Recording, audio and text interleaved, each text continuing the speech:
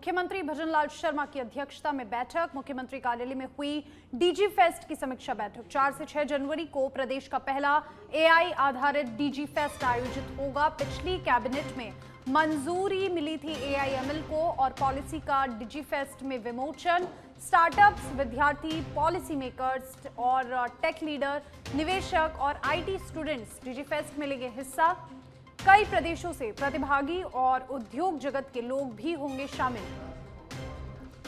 युवाओं को डिजिटल और एआई आधारित अवसर प्रदान करना मुख्यमंत्री का विजन। डीजी फेस्ट से प्रदेश में डिजिटल माहौल और स्टार्टअप्स को मिलेगा मजबूत मंच।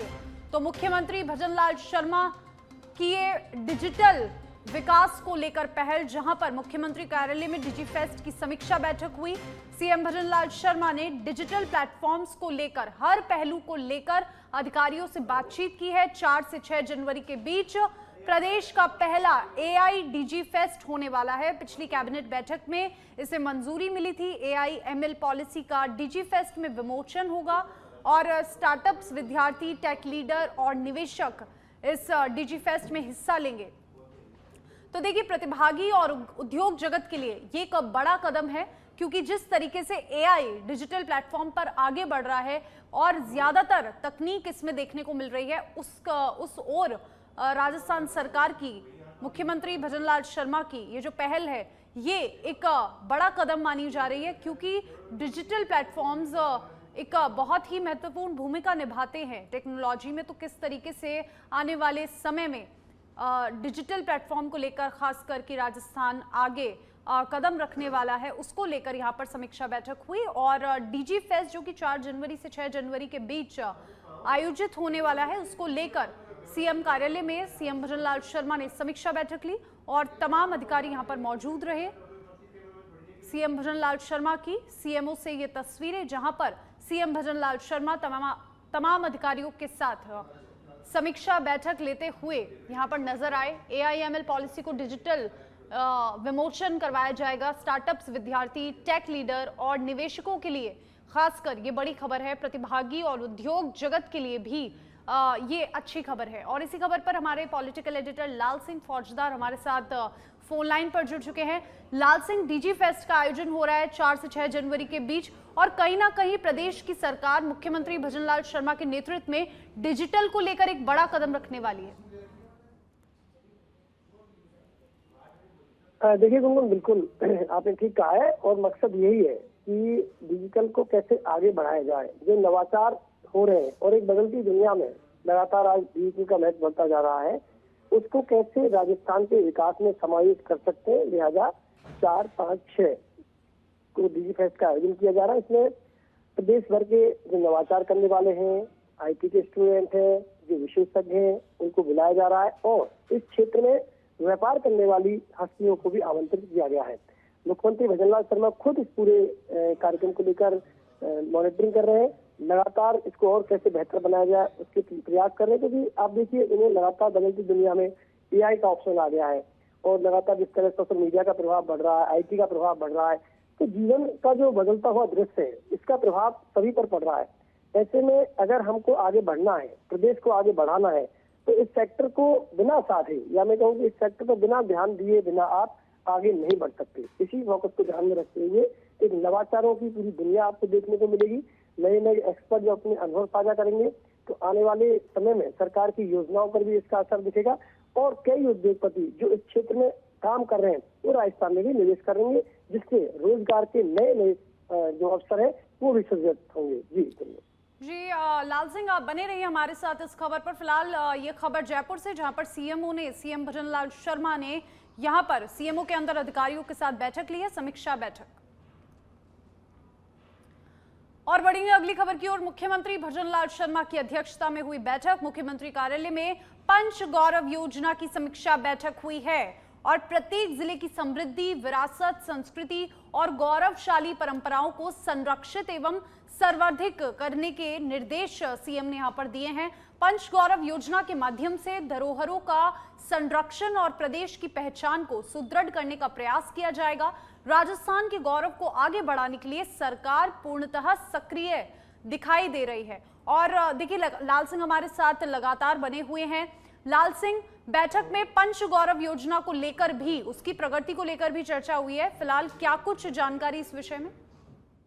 देखिए, बिल्कुल गुरगुन, आपने अगर राजस्थान को देखा होगा, राजस्थान को समझा होगा, तो आप एक जरूर जो तथ्य है, कॉमन तथ्य वो पाएंगे कि राजस्थान के हर जिले में एक ना एक ऐसी विशेषता है जो उसको अन्य जिलों से अलग करती है। चाहे खेल की बात कर लो, चाहे विरासत की बात कर लो, चाहे संस्कृति की बात कर लो, इस तरह अलग अलग, क्या कोई ऐतिहासिक स्थल की बात कर लो, यानी कि 5 गौरव चुनकर जो 5 गौरव हर जिले के हो सकते हैं, उनका विकास कैसे किया जाए। यानी कि एक जिले का अगर पॉपुलर खेल हॉकी है तो उस वहां पर हॉकी को लेकर स्टेडियम बनाया जाए, हॉकी को लेकर एक्सपर्ट लाए जाए, हॉकी के खिलाड़ियों को गांव से निकाला जाए, ढाणियों से निकाला जाए, उनको वो सुविधा दी जाए। ऐसे अगर किसी जिले में कोई बहुत ही अपने गौरवशाली इतिहास को सजे हुए कोई ऐसा अध्याय है जो धूमिल हो रहा है, या हमने प्रयास नहीं किया कि उस अध्याय को दुनिया के सामने लाया जाए, तो उस ऐतिहासिक विरासत को कैसे चमकाया जाए, उसकी देखभाल कैसे की जाए। यानी कि इस तरह हर जिले में अलग अलग 5 गौरव निर्धारित किए गए हैं और उनके विकास को फोकस किया जा रहा है, उन पर अलग से मॉनिटरिंग की जा रही है। और जिन जिलों के लिए जो 5 अलग अलग गौरव किए जाए, चाहे वो जयपुर का उदाहरण ले लें, चाहे अन्य जिलों का उदाहरण ले लें, तो उन जिलों की अलग से मॉनिटरिंग जिले वाइज की गई है। आज बैठक में विस्तृत समीक्षा पंच गौरव को लेकर की गई है, क्योंकि ये 5 जो गौरव है वो जिले की पहचान बनेंगे। जैसा कि आपने कहा, वो हमारी संस्कृति के प्रतीक हैं, वो हमारी विरासत के प्रतीक हैं, वो हमें आगे बढ़ाने का गौरव देंगे, वो हमारे जिले को आगे बढ़ाने का गौरव देंगे। अब मान लो कोई ऐतिहासिक स्थल जो अछूता पड़ा था, अगर वो विकसित होता है तो उस जिले में पर्यटन की अपार संभावनाएं बनेंगी, व्यापार बढ़ेगा, रोजगार बढ़ेगा। जी, तो इन सभी तथ्यों की आज समीक्षा की गई है। शुक्रिया आपका लाल सिंह, तमाम जानकारी के लिए। बूंदी शहर के छतरपुरा रोड स्थित कुंभा स्टेडियम में बने हेरिटेज मल्टीपर्पज टाउन हॉल का आज लोकसभा अध्यक्ष ओम बिरला ने लोकार्पण किया। कार्यक्रम में मुख्य अतिथि लोकसभा अध्यक्ष ओम बिरला और विशिष्ट अतिथि पूर्व विधायक अशोक डोगरा रहे और अतिथियों ने फीता काटकर टाउन हॉल का उद्घाटन किया। नगर परिषद सभापति सरोज अग्रवाल ने बताया कि इस अवसर पर सिलोर रोड पर स्थित नंदीशाला में 1 करोड़ 50 लाख रुपए की लागत से होने वाले कार्यों का शिलान्यास तथा शहर के विभिन्न वार्डों और मुख्य बाजारों में 8 करोड़ रुपए की लागत से बनी सड़कों का भी लोकार्पण किया गया।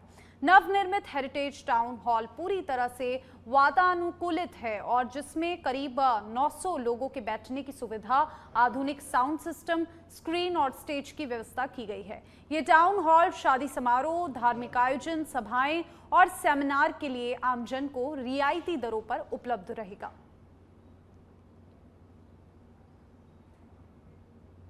और भरतपुर जिले के बयाना में प्रमुख आस्था स्थल कैला देवी झील के बाड़ा में वित्त आयोग के अध्यक्ष अरुण चतुर्वेदी ने गुरुवार को दर्शन और पूजा अर्चना की। उन्होंने कैला देवी के दरबार में ढोग लगाकर प्रदेश और देश की खुशहाली की कामना की। इस दौरान पत्रकारों से बातचीत में चतुर्वेदी ने कहा कि प्रधानमंत्री मोदी और राजस्थान सरकार भ्रष्टाचार पर पूरी तरह अंकुश लगाने के काम में लगी हुई है। उन्होंने हाल ही में उजागर हुए 3 विधायकों के स्टिंग मामले पर भी प्रकाश डालते हुए बताया कि सरकार इसकी गहन जांच करवा रही है। दोषियों को कड़ी सजा मिलेगी, दोषी पाए जाने पर किसी को नहीं बख्शा जाएगा। कार्यक्रम में भाजपा किसान मोर्चा भरतपुर के पूर्व जिला अध्यक्ष धर्म सिंह चौधरी, वरिष्ठ नेता मोहन शर्मा, जगत मोहन खटाना, अर्जुन दमादमा और सहित बड़ी संख्या में भाजपा कार्यकर्ता उपस्थित रहे। उन्होंने चतुर्वेदी का भव्य स्वागत किया। और दौसा जिले के बांदीकुई से खबर है। आभानेरी में प्रशासन की अतिक्रमण कार्रवाई से नाराज युवक शुभम शर्मा ने एसडीएम कार्यालय परिसर में खुद पर पेट्रोल छिड़ककर आत्मदह का प्रयास किया। जानकारी के अनुसार प्रशासन ने बीते दिन आभानेरी क्षेत्र में अतिक्रमण हटाया था, जिससे करीब 10 परिवार भूमिहीन हो गए थे और इस कार्रवाई से प्रभावित युवक ने इस तरह का नाटक किया। मौके पर बड़ी संख्या में महिलाएं और पुरुष भी पहुंचे और घटनास्थल पर तनाव का माहौल बन गया। बांदीकुई पुलिस ने तत्काल कार्रवाई करते हुए युवक को हिरासत में लिया और उसे शांति भंग के आरोप में गिरफ्तार कर आगे की कानूनी प्रक्रिया शुरू कर दी। जयपुर में जेडीए की बड़ी कार्रवाई। जोन 10 में विला पैलेडिया रिजॉर्ट पुनः किया सील। ग्राम मालपुरा डूंगर में अवैध निर्माण पर कसा शिकंजा। रिजॉर्ट बिना नक्शा अनुमोदन के संचालित हो रहा था और कसरा नंबर 371, 36, 7 और 8 पर यह बड़ी कार्रवाई हुई है। पहले 15 सितंबर 2025 को भी हो चुकी थी सीलिंग। न्यायालय के आदेशों के पालन में 1 जनवरी 2026 को दोबारा किया सील। प्रवेश द्वार और दरवाजों पर ताला चपड़ी लगाई गई और यहां पर इंजीनियरिंग शाखा और प्रवर्तन दस्ते की संयुक्त कार्रवाई। उप महानिरीक्षक पुलिस राहुल कोटोकी की ये कार्रवाई और इस कार्रवाई की जानकारी देते हुए जेडीए ने अवैध निर्माण पर शिकायत करने की अपील की। बड़ी खबर आपको बता रहे हैं जयपुर से। खबर पहले 15 दिसंबर 2025 को भी कार्रवाई हुई थी। न्यायालय के आदेशों में 1 जनवरी 2026 को यह फैसला आया। और इसी खबर पर हमारे साथ कुणाल हमारे संवाददाता जुड़ चुके हैं। कुणाल, अवैध निर्माण पर वापस से एक बड़ी कार्रवाई देखने को मिली है। रिजॉर्ट जो था वो नक्शा अनुमोदन से संचालित हो रहा था और अब ये बड़ी कार्रवाई हुई है। इसको लेकर फिलहाल क्या कुछ जानकारी?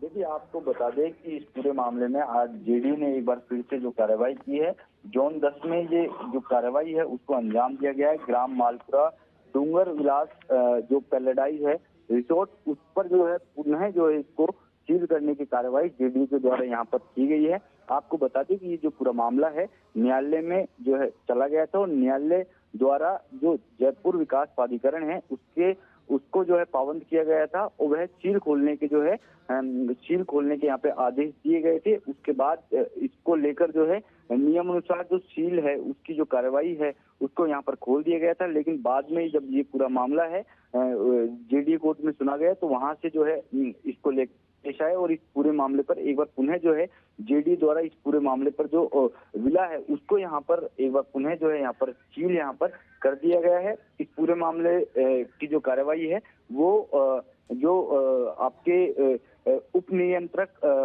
प्रवर्तन अधिकारी जोन 10 द्वारा की गई है। शुक्रिया आपका कुणाल तमाम जानकारी के लिए।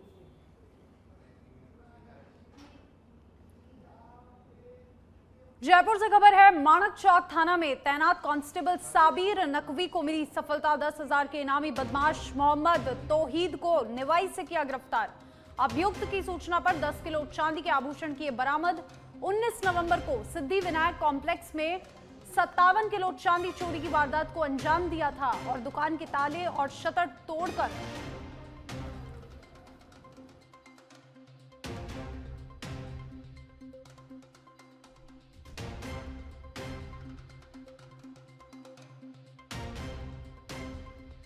और पहले ही हितेश प्रजापत और अक्रम गिरफ्तार कर चुके हैं और 48 किलो चांदी की बरामद। 10,000 के इनामी अभियुक्त अशफाक की तलाश जारी है। माणक चौक थाना अधिकारी राकेश ख्यालिया ने इस बात की जानकारी दी। जयपुर से ये बड़ी खबर माणक चौक थाने से खबर आ रही है। कांस्टेबल साबिर नकवी ने 10,000 के इनामी बदमाश को पकड़ा। मोहम्मद तौहीद को निवाई टॉक से गिरफ्तार किया गया है। और इसी खबर पर हमारे साथ राकेश फोन लाइन पर जुड़ चुके हैं। राकेश, माणक चौक थाना से ये बड़ी कार्रवाई हुई है, इनामी बदमाश को पकड़ा है। फिलहाल क्या कुछ अपडेट मौके से? देखिए, 10,000 रुपए का इनामी बदमाश मोहम्मद तौहीद को निवाई टोक से गिरफ्तार किया है। क्योंकि ये पूरा प्रकरण माणक चौक थाना इलाके में 19 नवंबर 2025 को ये घटना हुई थी। सिद्धि विनायक कॉम्प्लेक्स मनी राम जी कोठी में शटर तोड़ के 57 किलो चांदी पार की थी। उस मामले में फरार चल रहा था। एक अन्य जो अभियुक्त है अशफाक, उसकी भी तलाश जारी है। क्योंकि पूरे मामले को लेकर डीसीपी नॉर्थ करण शर्मा ने एक टीम का गठन किया था। उस टीम ने एक बड़ी सफलता हासिल की है। अन्य जो बदमाश है उसकी तलाश में पुलिस टीम जुटी हुई है। जी, शुक्रिया आपका राकेश तमाम जानकारी के लिए। धौलपुर जिले के शेरगढ़ किले के पास हुई हत्या का मामला पुलिस ने सुलझा लिया है। बीते दिनों दौनादी गांव निवासी रविकांत की हत्या पत्थर से कुचलकर की गई थी। पुलिस ने पहले ही हत्या के प्रमुख आरोपी मृतक की पत्नी रजनी के प्रेमी शाहरुख खान को गिरफ्तार किया है। कोतवाली थाना प्रभावी वीरेंद्र मीणा के अनुसार ये पूछताछ हुई। पूछताछ में शाहरुख ने कबूल किया कि हत्या की साजिश रजनी की हिदायत पर की गई थी। रजनी और शाहरुख के बीच प्रेम प्रसंग था, जिसके चलते दोनों ने मिलकर रविकांत की हत्या योजना बनाई और पुलिस ने गुरुवार को रजनी को भी गिरफ्तार कर आगे की पूछताछ शुरू कर दी है। इसके बाद उसे न्यायालय में पेश किया जाएगा।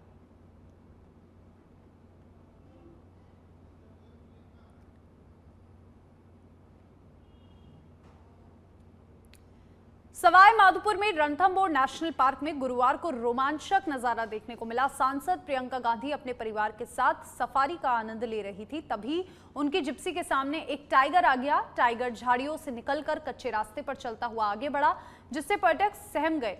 टाइगर के सामने खड़े होकर वीडियो बना रहे पर्यटक डरकर अपनी सीटों पर बैठ गए। वहीं पर इस अद्भुत नजारे को कई पर्यटकों ने अपने कैमरों में कैद कर लिया। गौरतलब है कि प्रियंका गांधी अपने भाई राहुल गांधी और परिवार के साथ 30 दिसंबर को 4 दिन के दौरे पर रणथंभौर आई।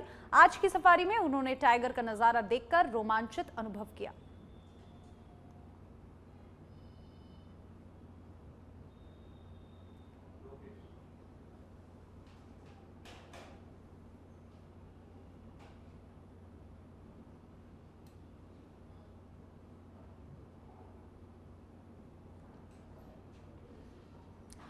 रणथंभौर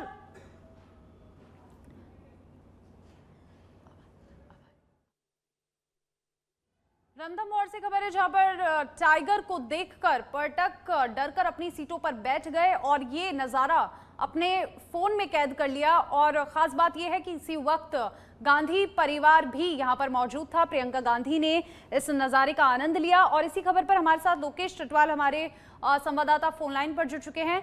लोकेश, प्रियंका गांधी वाड्रा जब टाइगर सफारी देखने को गई तो उनके सामने टाइगर आया, ये नजारा उन्होंने देखा, और इस पूरी प्रक्रिया को लेकर फिलहाल क्या कुछ जानकारी?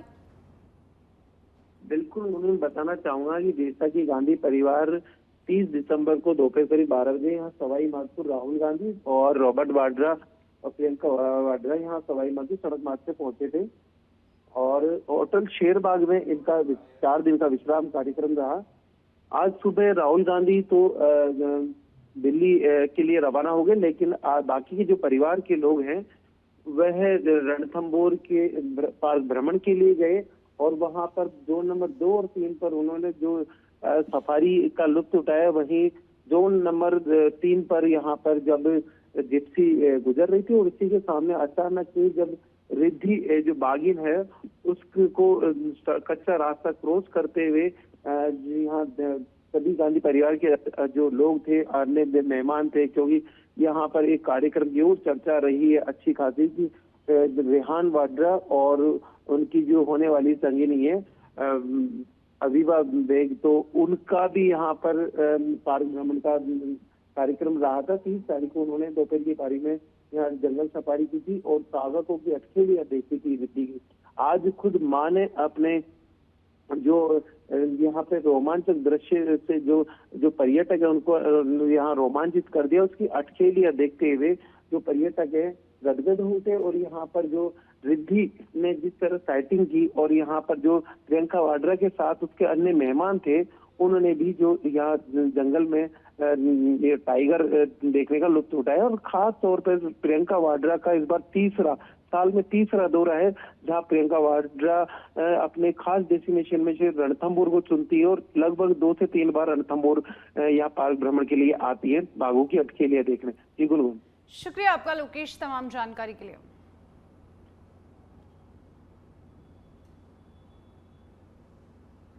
तो रणथंभौर से ये खबर, जहां पर प्रियंका गांधी ने रणथंभौर नेशनल पार्क में सफारी का आनंद लिया और टाइगर सफारी करते दौरान उनके सामने बाघीन आई और ये तस्वीर सभी पर्यटकों ने अपने कैमरों में कैद कर ली। पर्यटक डरकर अपनी सीटों पर बैठ गए और नज़ारा काफी रोमांचित नजर आया और इस अद्भुत दृश्य को पर्यटकों को रोमांचित करते हुए नजारा सामने आया, जहां पर प्रियंका गांधी अपने पूरे परिवार के साथ टाइगर सफारी करने सवाई माधोपुर के रणथंभौर पहुंची और यहां पर यह तस्वीर सामने आई।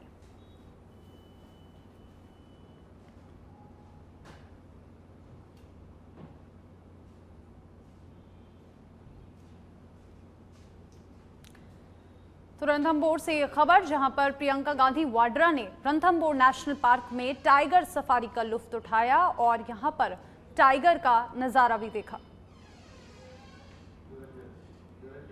जोधपुर के बालेसर से खबर है, पैसे के लेन देन को लेकर युवक पर ट्रक चढ़ाने का प्रयास। महादेव मंदिर रोड पर हुई घटना। बेलवा निवासी अनिल हुआ घायल। बालेसर अस्पताल में प्राथमिक उपचार के बाद किया जोधपुर रेफर और पुराने लेन देन विवाद में श्रवण पर ट्रक चढ़ाने का आरोप था। घटना के बाद ट्रक चालक हुआ मौके से फरार। बड़ी खबर आपको बता रहे हैं, महादेव मंदिर रोड पर यह घटना हुई थी। बेलवा निवासी अनिल हुआ था घायल और बालेसर अस्पताल में प्राथमिक उपचार के बाद जोधपुर रेफर कर दिया गया है। और पैसे के लेन देन से जुड़ा ये पूरा प्रकरण पुराने लेन देन विवाद में श्रवण पर ट्रक चढ़ाने का आरोप सामने आ रहा है। घटना के बाद ट्रक चालक मौके से फरार हो गया और अब तुरंत घायल को अस्पताल भर्ती कराया गया, जहां पर जोधपुर रेफर कर दिया गया। जोधपुर के बालेसर से ये बड़ी खबर आपको बता रहे हैं। पैसे के लेन देन को लेकर ये विवाद हुआ, युवक पर ट्रक चढ़ाने का प्रयास किया गया और युवक घायल हो गया। मुकराना शहर के उपजिला अस्पताल में गुरुवार को नए स्वास्थ्य केंद्रों के उद्घाटन के दौरान फीता काटने को लेकर कांग्रेस विधायक जाकिर हुसैन गैसावत और भाजपा जिलाध्यक्ष सुनीता रांदड़ आमने सामने आ गए। अस्पताल में 2 डायलिसिस मशीन, 1 सोनोग्राफी कक्ष और दवा वितरण केंद्र का उद्घाटन प्रस्तावित था। विवाद की शुरुआत स्वागत भाषण के दौरान हुई, जब संचालन कर रहे भाजपा कार्यकर्ता ने जिला अध्यक्ष का नाम पहले और विधायक का नाम अंत में लिया। इससे नाराज विधायक ने प्रोटोकॉल का हवाला देते हुए डायलिसिस कक्ष का फीता काट दिया। इस पर भाजपा जिलाध्यक्ष ने पीएमओ डॉक्टर रामनिवास आंवला को कड़ी आपत्ति जताई और कहा कि स्वास्थ्य सेवाओं में राजनीति बर्दाश्त नहीं होगी। विधायक गैसावत ने स्पष्ट किया कि सरकारी कार्यक्रमों में उद्घाटन का अधिकार स्थानीय विधायक को होता है। बाद में सोनोग्राफी कक्ष और दवा वितरण केंद्र का उद्घाटन किया गया।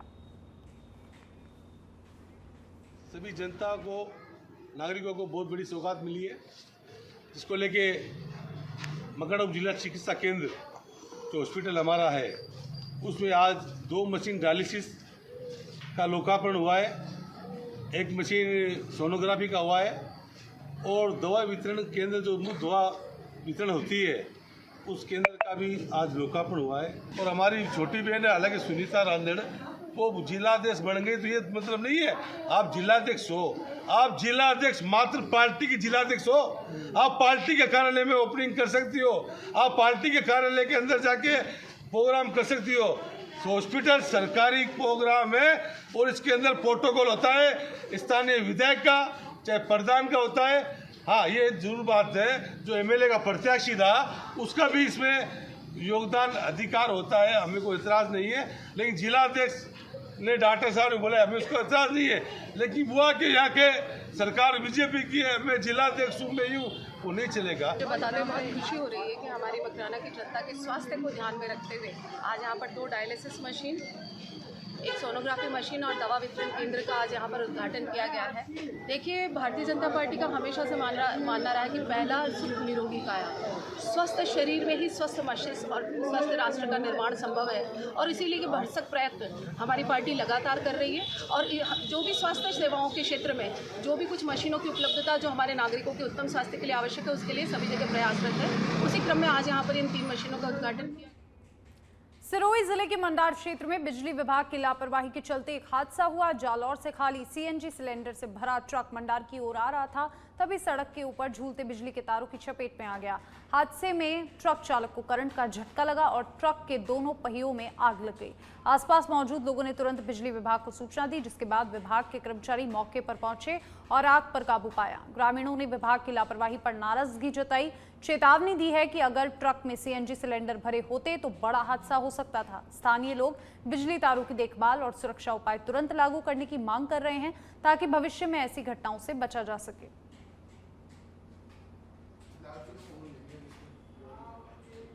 और बांसवाड़ा जिले के सज्जनगढ़ थाना क्षेत्र में पुलिस ने गौवंश वध के एक गंभीर मामले का पर्दाफाश किया। सीआई धनपत सिंह के नेतृत्व में की गई इस कार्रवाई में पुलिस ने 5 आरोपियों को रंगे हाथों गिरफ्तार किया। पुलिस को 31 दिसंबर की रात मुखबिर से सूचना मिली थी कि गांव पंडवाल लुज्जा में आंगनबाड़ी केंद्र में उत्तर दिशा में खेत के पास गौवंश का वध किया जा रहा है। सूचना मिलते ही पुलिस जाब्ता मौके पर पहुंचा, जहां खाई में बने गड्ढे के अंदर 4 से 6 लोग गौवंश के मांस के साथ बैठे मिले। पुलिस को देखकर आगे आरोपी मौके से फरार हो गए और लेकिन घेराबंदी कर उन्हें पकड़ लिया गया।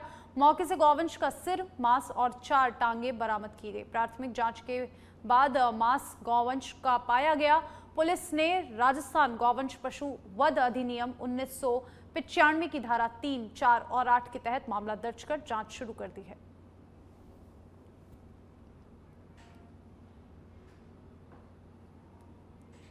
और अब जयपुर से खबर है, मुख्यमंत्री भजनलाल शर्मा ने सीएमओ में लगातार बैठकें ली। आरपीएससी और सरकारी भर्तियों में पिछले घोटालों की जांच के संबंध में बैठक ली है।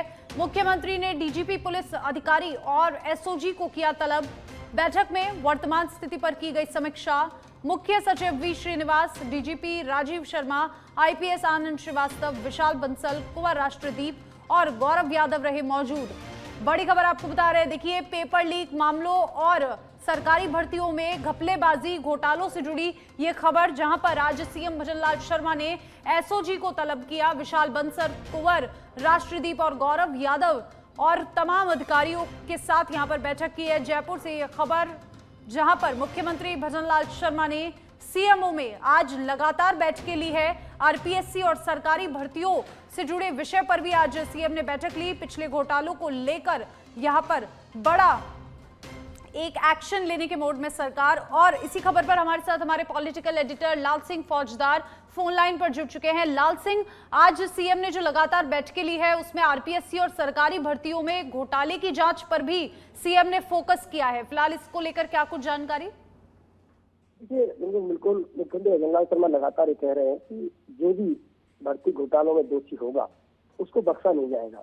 और कई बार आपने देखा होगा, इसको लेकर सियासी बयानबाजी सामने आती है जब विपक्षी हमला बोलता है कि बड़ी मछली किसको पकड़ लिया, छोटी मछलियों को पकड़ रहे हो। तो मुख्यमंत्री साफ संदेश दे चुके हैं, बड़ा छोटा कोई भी नहीं बचेगा। आज उसी जो लगातार वो कह रहे हैं, कहीं ना कहीं इसकी परिणति आज होती हुई दिखाई दे रही है। जब उन्होंने कार्यालय में बैठक बुलाई और बैठक में साफ साफ निर्देश दिए हैं कि इस पूरे मामले में कोई लापरवाही बर्दाश्त नहीं होगी, जांच को तुरंत आगे बढ़ाया जाए। इसलिए डीजीपी इसमें मौजूद रहे, सीएस श्रीनिवास इसमें मौजूद रहे, विशाल मौजूद रहे, कुंवर राष्ट्रदीप मौजूद रहे और तमाम अधिकारियों को ये साफ कह दिया गया है कि इस पूरे मामले में तुरंत जांच की जाए और दोषी को बख्शा नहीं जाए। इसके बाद मुख्यमंत्री भजनलाल शर्मा ने अपने सोशल मीडिया के जरिए कहा भी है कि आज जो तमाम वरिष्ठ अधिकारी जो पूर्ववर्ती कांग्रेस सरकार में घोटाले हुए हैं उनको तुरंत उजागर किया जाए और दोषियों को उनको सही स्थान में भेजा जाए, यानी जो दोषी हैं उनको सलाखों के पीछे भेजा जाए। साफ मंशा है, भर्तियों के मामले में जीरो टॉलरेंस हो, इसी लक्ष्य को लेकर भजनलाल सरकार आगे बढ़ रही है। और ऐसे में जिन्होंने युवाओं के साथ खिलवाड़ किया है उनको किसी भी कीमत पर भजनलाल सरकार अब बख्शने वाली नहीं है। इस बैठक के जरिए ये सीधा मैसेज दे दिया गया है। जी बिल्कुल लाल सिंह, देखिए जिस तरीके से आज जो समीक्षा बैठक सीएम ने ली उसमें पिछली सरकार यानी कि गहलोत सरकार में हुए पेपर लीक मामलों पर और भी सरकारी भर्तियों में हुए घोटालों को लेकर जो एक्शन मोड में सरकार नजर आई, कहीं ना कहीं युवाओं को लेकर, उनके मुद्दों को लेकर सरकार सतर्क है और बड़े एक्शन मोड में है। जो पिछली सरकार में घोटाले हुए थे उन पर तुरंत एक्शन होगा, यानी बिल्कुल एक्शन होगा। और साथ साथ ये भी है कि एक बात तो साफ है, करीब 400 आंकड़ा लगभग 400 के आसपास है, 390 से ऊपर लोग इसमें अरेस्ट हो चुके हैं, जिसमें अधिकारी भी शामिल है, नकल कराने वाले गिरोह के लोग भी शामिल हैं और जो बड़े लोग इस पूरे गिरोह में शामिल है, या मैं कहूँ कि पर्दे के पीछे से जो इस नकल गिरोह की मदद कर रहे थे, ऐसे कोई भी व्यक्ति, चाहे वो राजनीति में हो, चाहे वो सरकारी खेमे में हो, चाहे वो एक आम दलाली कर रहा हो, किसी भी कीमत पर उनको बख्शा नहीं जाएगा। ये साफ संदेश भजनलाल सरकार ने आज मीटिंग में अधिकारियों को दे दिया है। इसमें कोई कोताही नहीं बरती जाए, चाहे छोटा हो या बड़ा हो। जो जांच में दोषी पाया जाता है उसको सामने लाइए और कानून सम्मति के खिलाफ कार्रवाई कीजिए। तो निश्चित रूप से इस बैठक के बाद एक जरूर बात सामने आ रही है, आने वाले दिनों में कई बड़े चेहरे अब जांच के दायरे में होंगे और जांच पूरी होने के बाद अगर दोषी पाए जाते हैं तो उनको जेल में भी भेजा जा सकता है। ये साफ संदेश सीएम भजनलाल शर्मा ने आज अपनी बैठक के जरिए दे दिया गया। एक कड़ा संदेश है कि युवाओं के भविष्य के साथ खिलवाड़ करने वालों को भजनलाल सरकार बख्शने वाली नहीं है। शुक्रिया आपका लाल सिंह तमाम जानकारी के लिए। तो चौक के उनियारा से खबर है, पलाई क्षेत्र में दाई मुख्य नहर ओवरफ्लो के कागार पर और मावट के चलते क्षेत्र में पानी की मांग हुई कम। समय रहते बिलासपुर यहाँ पर अधिकारियों ने ध्यान नहीं दिया तो बढ़ेगा खतरा। नहर ओवरफ्लो होने से किसानों की फसलों में भर सकता है पानी, फसलों को भारी नुकसान होने की आशंका जताई जा रही है। टोंक के उनियारा से बड़ी खबर, ओवरफ्लो होने के कारण किसानों को दिक्कत आ सकती है। पलाई क्षेत्र में दाई मुख्य नहर ओवरफ्लो हो रहा है और मावट के चलते क्षेत्र में पानी की मांग कम हुई है और इसी के चलते किसानों को नुकसान हो सकता है। समय रहते अधिकारियों को चेताया नहीं गया तो एक बड़ा नुकसान यहां पर किसानों को हो सकता है। टॉक के उनियारा से ये तस्वीरें जहां पर नहर का पानी ओवरफ्लो होता नजर आ रहा है और पानी की मांग सर्दी को लेकर कम हो गई है। समय रहते अधिकारियों को ध्यान देना चाहिए वरना खतरा और ज्यादा बढ़ जाएगा। ओवरफ्लो होने के कारण किसानों की फसलों पर भारी नुकसान हो सकता है। और जयपुर के बमोरिया गांव में नववर्ष के पावन अवसर पर धार्मिक और आध्यात्मिक माहौल देखने को मिला। बाबा बलजीत के सानिध्य में उनका जन्म दिवस श्रद्धा और उल्लास के साथ मनाया गया। इस शुभ अवसर पर विधिवत रूप से केक काटकर कार्यक्रम की शुरुआत की गई। बाबा बलजीत के दर्शन के लिए दूर दूर से श्रद्धालु बमोरिया गांव पहुंचे, जिससे पूरे क्षेत्र में भक्ति और आस्था का वातावरण बन गया। नववर्ष के आगमन के साथ ही भक्तों में विशेष उत्साह देखने को मिला और जयकारों के साथ वातावरण गूंज उठा। श्रद्धालुओं ने बाबा बलजीत से सुख, समृद्धि और शांति की कामना की।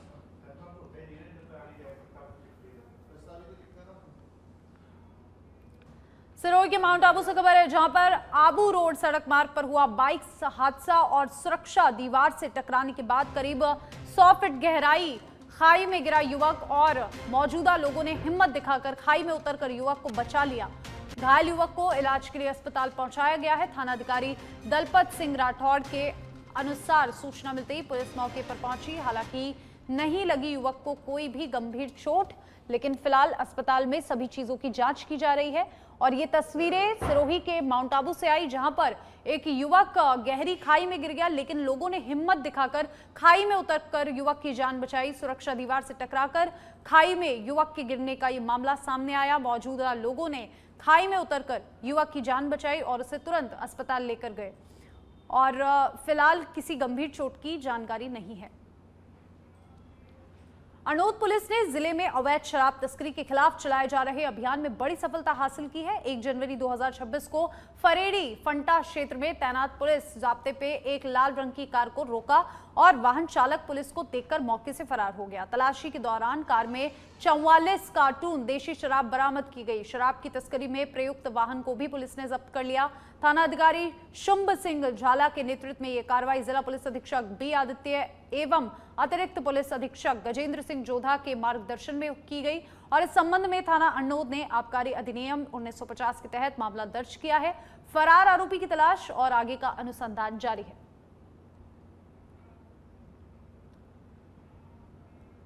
सीकर जिले के प्रसिद्ध तीर्थ स्थल खाटू श्याम जी में नववर्ष के अवसर पर देश भर से लाखों श्रद्धालुओं ने बाबा श्याम के दर्शन के लिए पहुंचकर उत्सव का माहौल बनाया।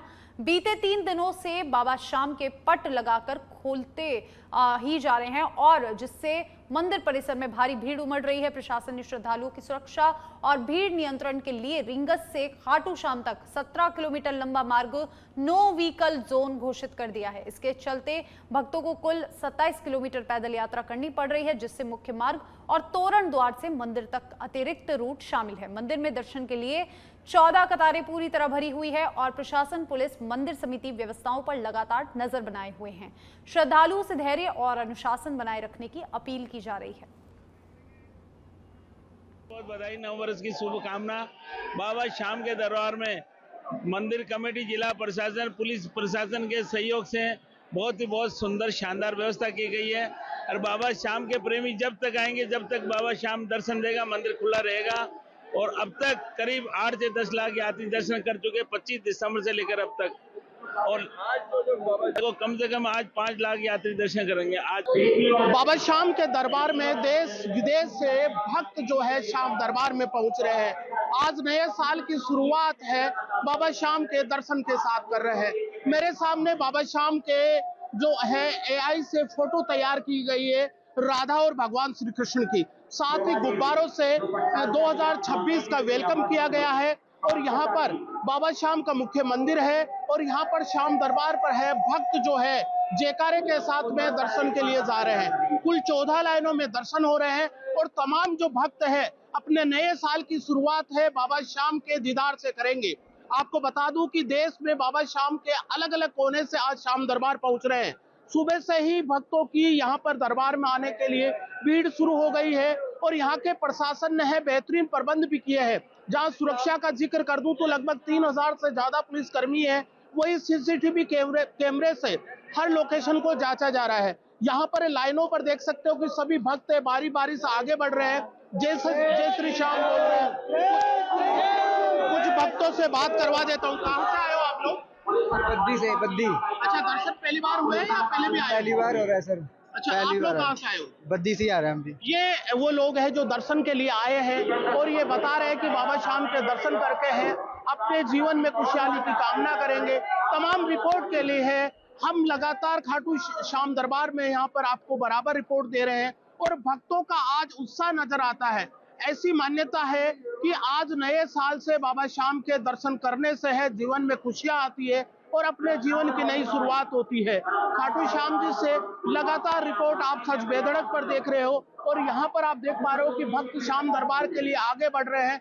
मंदिर कमेटी ने गाइडलाइन जारी की है कि कोई भी कांच की शीशी यानी कि इत्र है, फूल है, कांटेदार गुलाब है, वो यहाँ नहीं चढ़ाए, नहीं फेंके।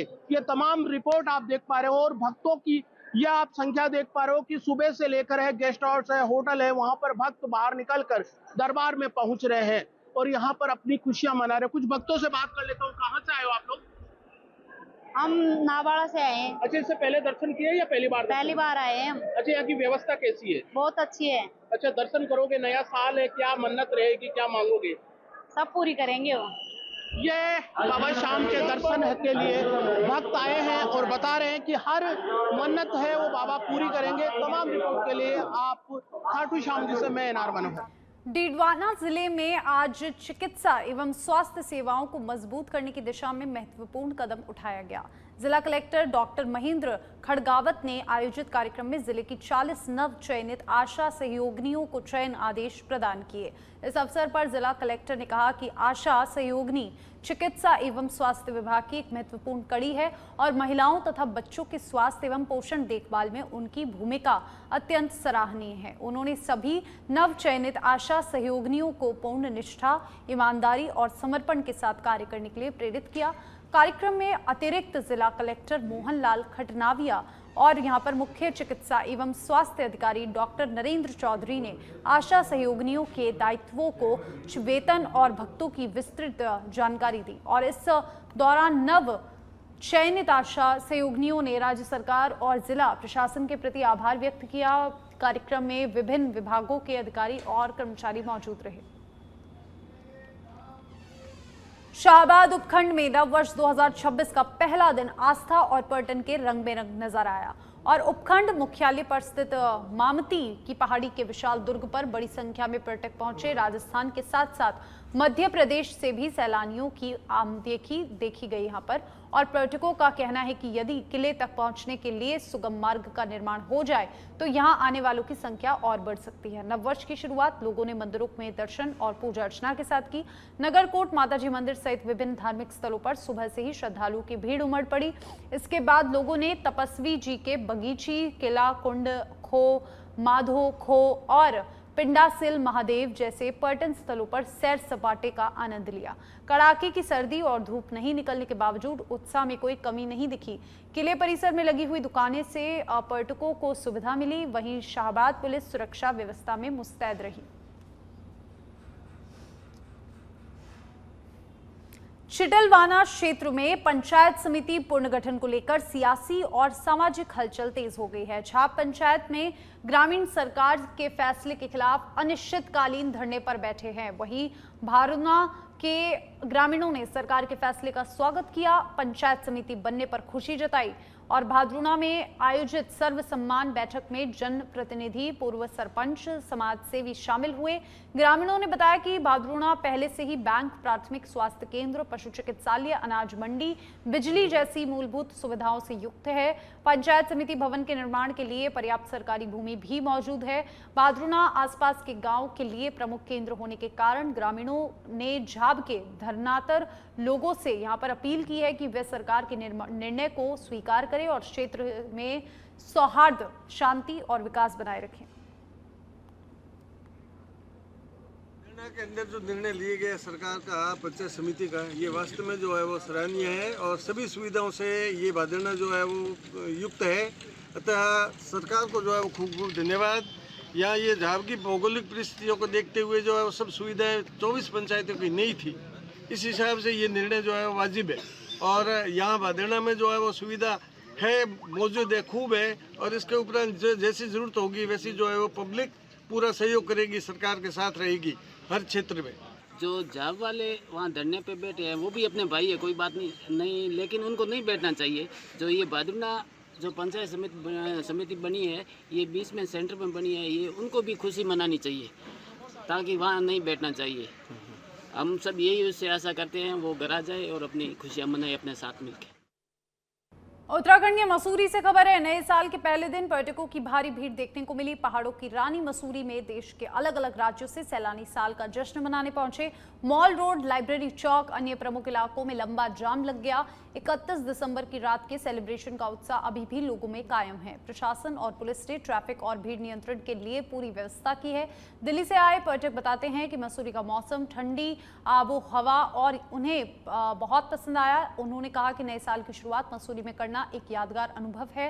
पर्यटक बर्फबारी का भी बेसब्री से इंतजार कर रहे हैं, जिससे पूरे पर्व का आनंद और बढ़ जाएगा।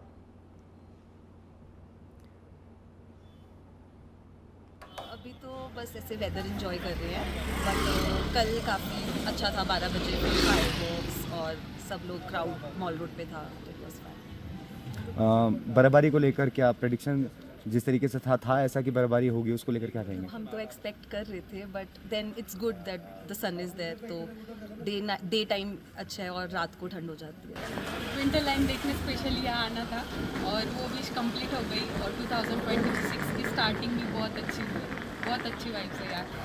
बहुत क्राउड रहता है ऐसा सुना था, पर वैसा नहीं था, बहुत पीसफुल और अच्छी वाइब्स थी। एंजॉय किया? यस, बहुत ज़्यादा एंजॉय किया। हमेशा लाइट, हमेशा पीसफुल ये थोड़ा ये करते हैं, मतलब ज़्यादा ऐसे पार्टी वगैरह का ये नहीं करते, और हमने वही वाइब एक्सपेक्ट की थी, वो हमको मिली। और बड़ी खबर का रुख करेंगे। गृह मंत्री अमित शाह का प्रस्तावित जयपुर दौरा। गृह मंत्री के दौरे से पहले आईएएस और आईपीएस के हो सकते हैं ट्रांसफर्स। सूत्रों के हवाले से ये बड़ी खबर आ रही है, कार्मिक विभाग कर सकता है ट्रांसफर्स। तो गृह मंत्री अमित शाह के दौरे से पहले बड़ा फेरबदल हो सकता है, कार्मिक विभाग कर सकता है ट्रांसफर लिस्ट जारी। बड़ी खबर आपको बता रहे हैं जयपुर से इस वक्त की बड़ी खबर। गृह मंत्री अमित शाह का प्रस्तावित जयपुर दौरा, और अमित शाह के दौरे से पहले आईएएस अधिकारियों के, कार्मिक अधिकारियों के तबादले हो सकते हैं। गृह मंत्री के दौरे से पहले आईएएस और आईपीएस अधिकारियों के तबादलों की सूचना सूत्रों के हवाले से आई है। कार्मिक विभाग कर सकता है ट्रांसफर लिस्ट जारी।